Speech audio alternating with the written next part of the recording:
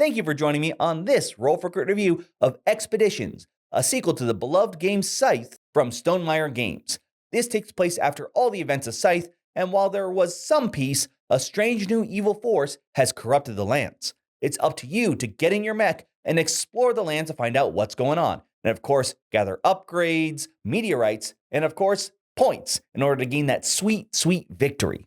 But even with that big box behind me, is that enough to fill in the shoes of its predecessor? Well, it's time to explore and find out. The game in this video was provided to Roll for Crit by its creators or publishers. Only the game was provided for the making of this video. So here we've got the board set up, and as you can see, there is a grand world for you to explore, so much so, can't really fit everything on the screen at once. We'll actually do a zoom in on the player area a little bit later, but first what you need to know is you'll be controlling one of these mechs, going around the world, trying to get the most money, usually by completing these main objectives down here. Because one, they tend to lead you in ways to get a lot of money, and two, the game ends when one player is able to place all 4 of their stars on the bottom of this board. Now, there are many different objectives for you to complete. It could be exploring more regions, it could be defeating enough corruption, it could be getting a bunch of different cards. So there are many of different ways for you to achieve these objectives. The main way you'll be doing so though is on your turn, there are 3 possible actions. And on your player board, there's a cube, you'll move to cover one of those actions, and then you'll do the 2 actions that are revealed. So if you want to move, you'll have to leave the move box open. Moving allows you to move a number of spaces. You can go over opponents, but you can't share a space with opponents. There is gathering, which triggers the ability of the tile you are on. Then there's also playing card, which will have you trigger a card in your play area, your hand, gaining the resource there, as well as any text on the bottom, should that be applicable. Some tiles may be hidden, and once you move onto them, you will gain the Explore token, as well as reveal the tile, so everyone can see what is going on there. This could, of course, also trigger these new abilities that let you choose which one you take, but whenever you reveal a tile that has that, you'll be adding these corruption into the tile, usually up to the number it says, usually 5 or 8. If you have a card that lets you vanquish the corruption, in order to do so, you have to spend either the 2 resources here that match the color. So in this case, this would be 4 power, which currently we don't have, but if we had 4 power, we can go to 0 and defeat that. Same thing over there, but there we need Guile in order to take that out. There are also those cards with a heart. Those are quest cards. They will require you to pay a certain amount, usually of these resources as well, and be in a specific tile. So finding a secret passage needs you to find specifically tile number 18.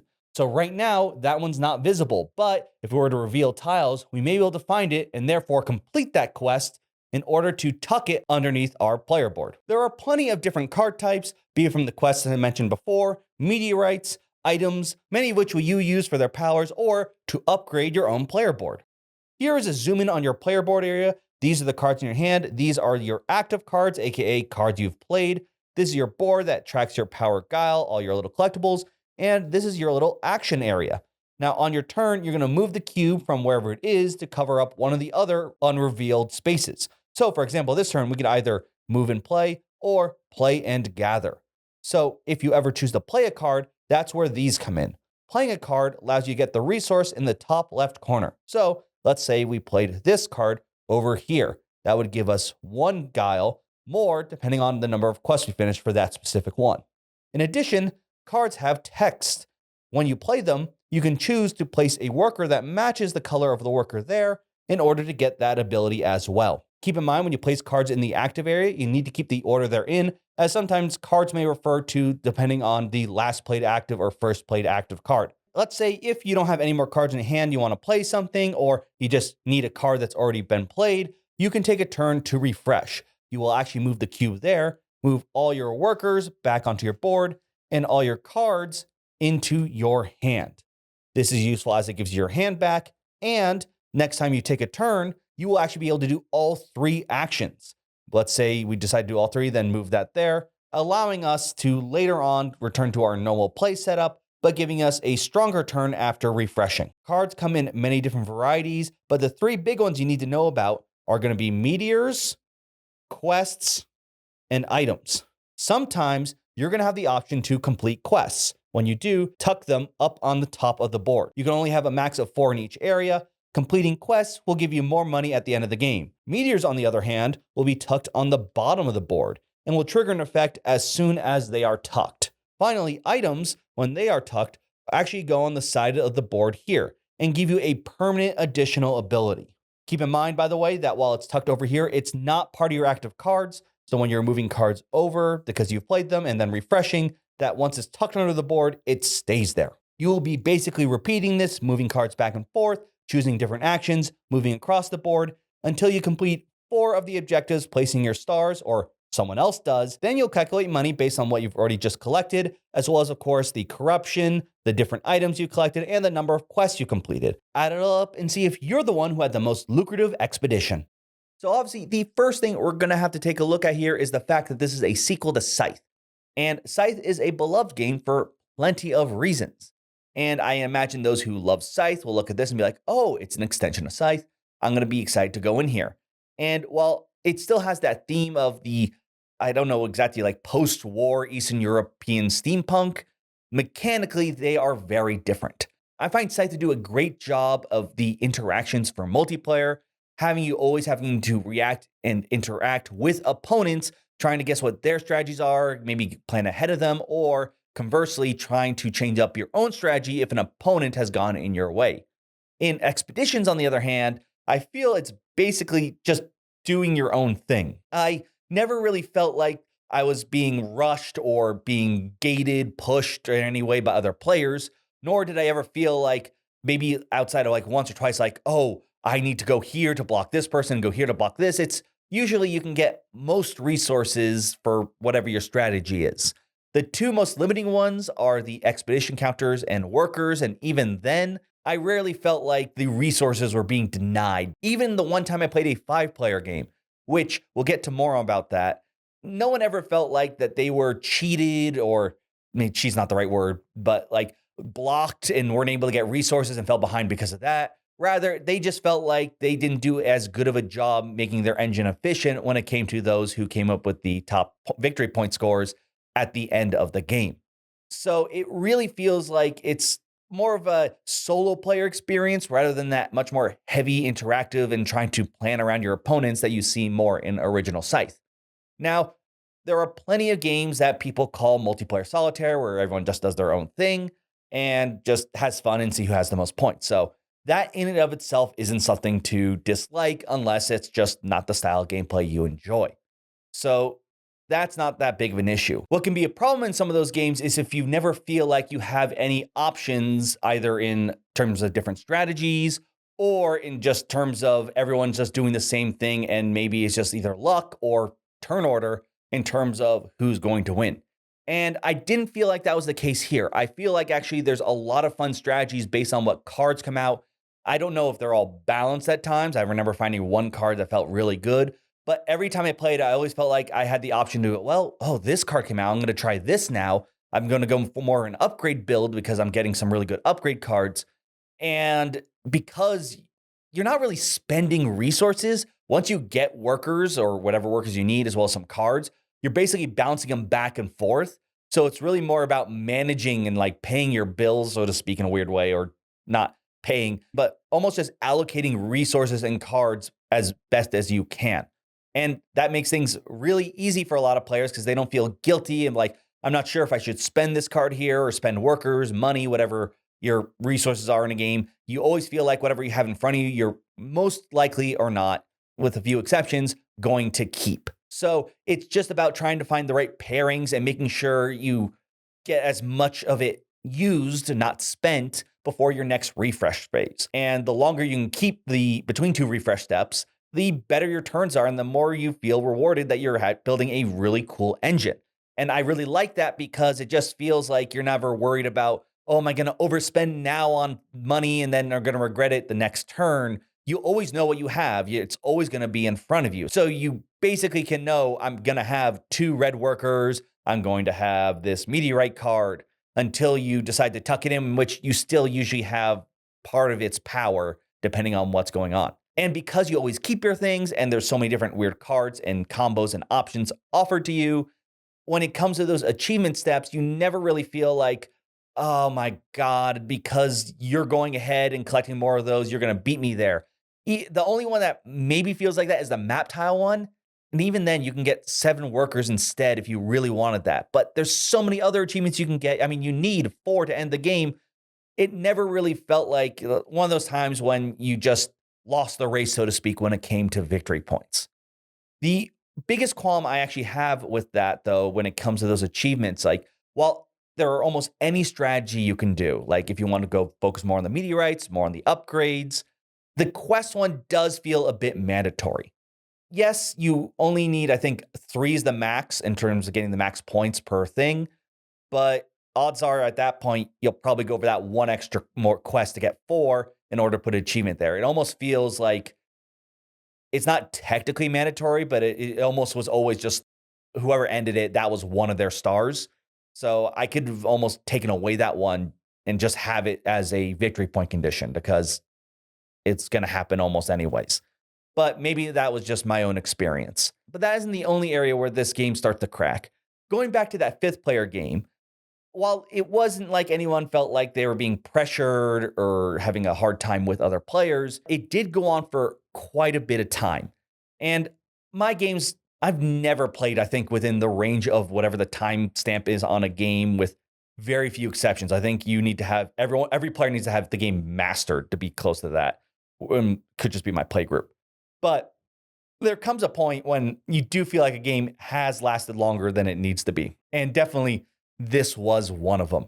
So that's more of one of those issues where I feel it was probably they added those extra player counts because the larger the range, the better the game sells. But really, you probably want to lower that player count to probably 3, like just for the sake of timing, not like because of execution of like pushing for resources and stuff. Like I said, no one felt like that they were not having a fair time because there are too many people on the board.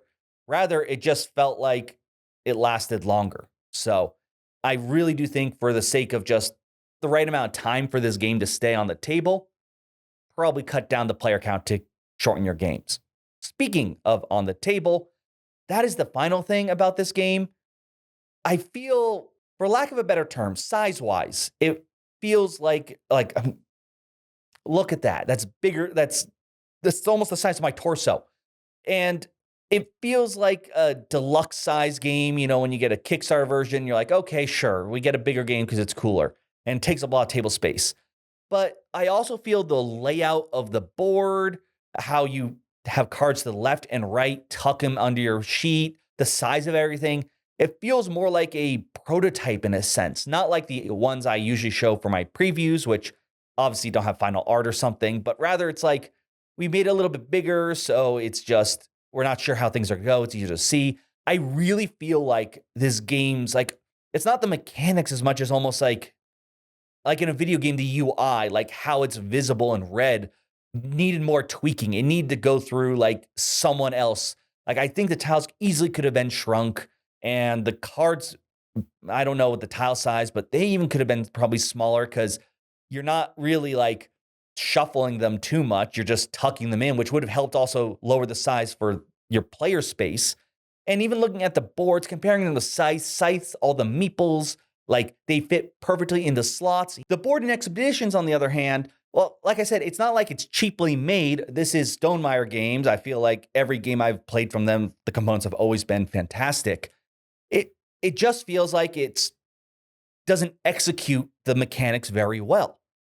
Yeah, tucking under the board. I've tucked cards under plenty of other cards, boards, dice, nothing crazy there.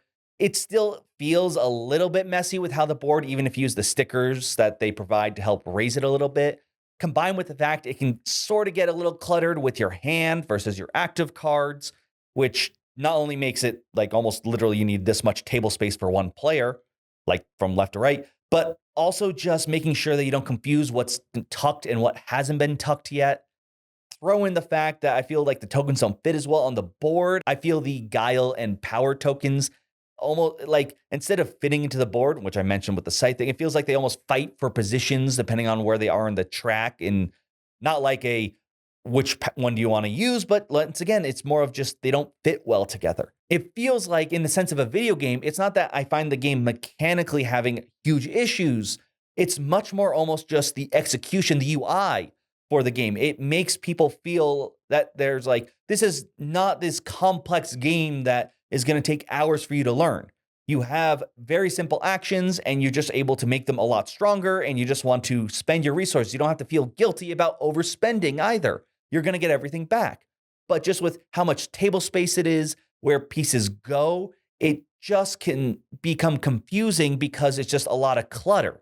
The game itself has some cool mechanic ideas, but unfortunately, I do feel in terms of the actual execution of pieces, it does become a little bit clunky. Crits and misses for expeditions.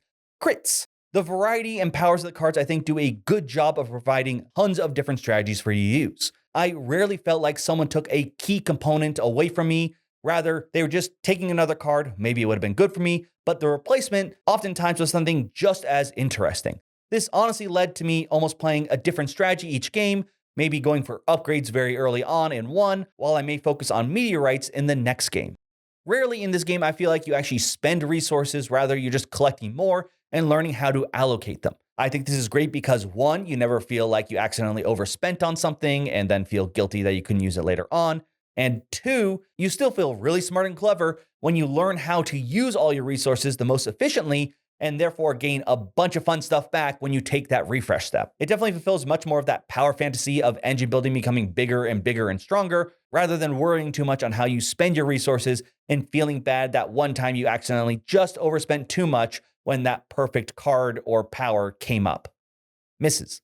I feel the game takes a bit too long for what I would like in terms of the higher player count. It's not that I felt like the game didn't work at the higher player count, it just took a longer period of time with everyone taking their turns, and because you're not really interacting too much, it meant that there's quite a bit more downtime until your turn came back around.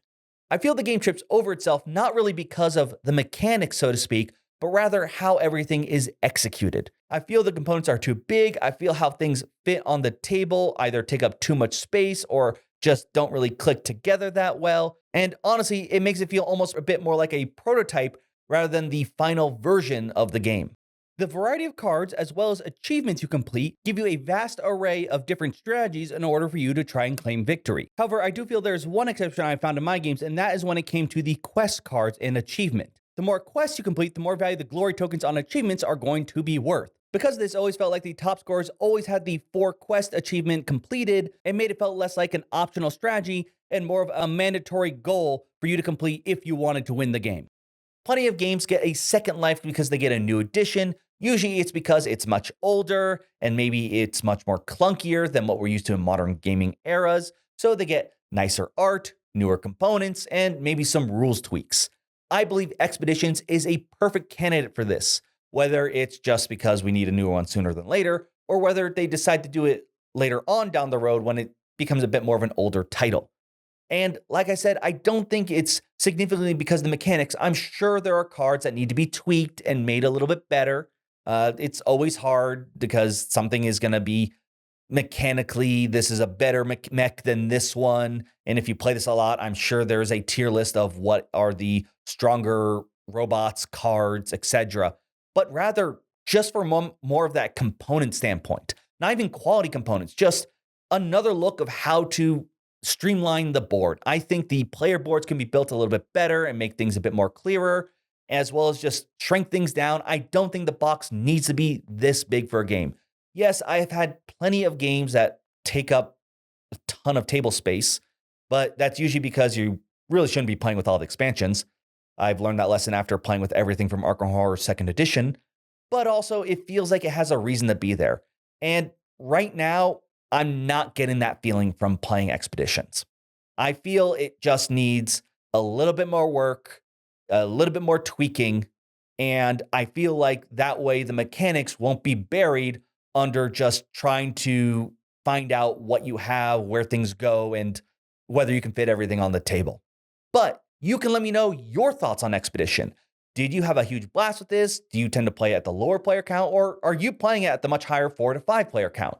I'd love to hear all your thoughts in the comments down below. But for now, thank you so much for joining me on this expedition and this Roll for Crit review.